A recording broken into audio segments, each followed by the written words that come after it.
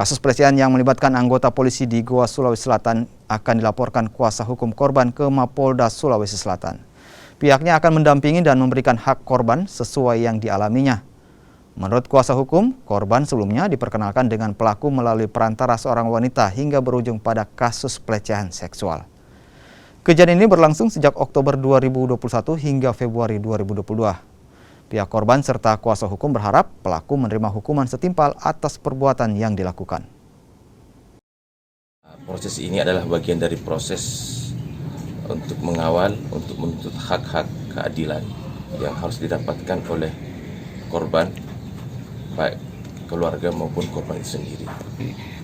Memperlakukan korban secara tidak senonoh dengan menawarkan iming-iming sesuatu, menawarkan sebuah fasilitas akan memfasilitasi korban, salah satunya adalah untuk melanjutkan pendidikan sekolah, membantu perekonomian keluarga.